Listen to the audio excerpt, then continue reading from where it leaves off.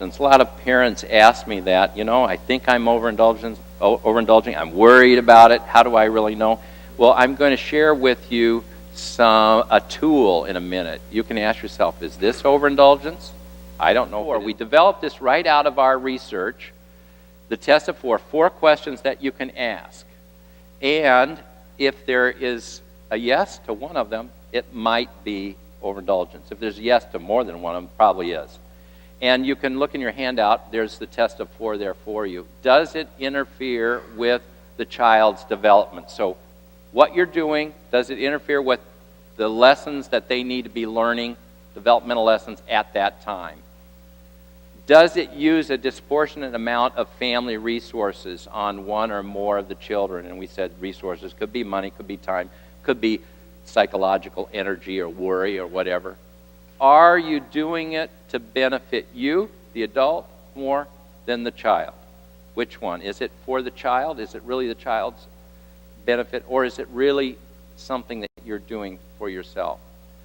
Does it potentially harm others, society, or the planet in some way? That one, sometimes, I think most of the rest of them you'll get pretty easy examples. There's a story in the book, too, about this man. Overindulged as a child, grew up to be a very prominent executive in a Fortune 500 company here in Minnesota. He travels all over the world for his business. When he goes to a developing country like China or wherever, the first thing he does, he stays, of course, in a 5-star hotel. He he unpacks his bag. He takes his suits out. He hangs them in the bathroom. He turns the hot water on full blast, shuts all the windows, all the vents, goes out for a 2 or 3 hour dinner. When he comes back, his suits are no wrinkles, wrinkles free. Does that harm society, the planet? Yes, it does. Let me tell you another story that really hummed that home. We were traveling in Kenya a couple years ago. First time we were in Africa. We were on a birding safari.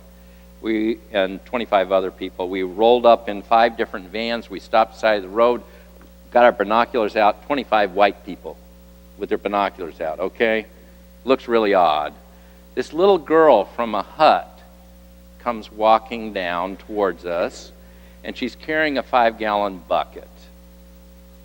And she gets down to us, and we're looking at some birds on the wire, and she says, "What are you doing?" I said, "Well, we're looking at birds." "Well, where are you from?" "Minnesota." "Where is that?" "United States." "You came all the way to look at birds?" "Yeah, we did." And then we said, "Well, what are you doing?" She said, "Well, I'm gathering today's water for the family." She was only about this tall. 5-gallon bucket. I said, "Well, where are you getting the water?" "Well, there was this big ravine. We were up by the road, and a big ravine, and she was on the other side." "Well, right there was a red mud puddle. Red as could be." She scooped up 5 gallons of red water. We said, "You really drink that?" She said, "Yeah, we strain it through, cheesecloth, let it set for a day or so. It works fine." Doing what that man did does damage the planet, and particularly developing countries. That little girl deserves clean water. Every person deserves clean water and sanitation. And when we waste our resources, we are also hurting them too. So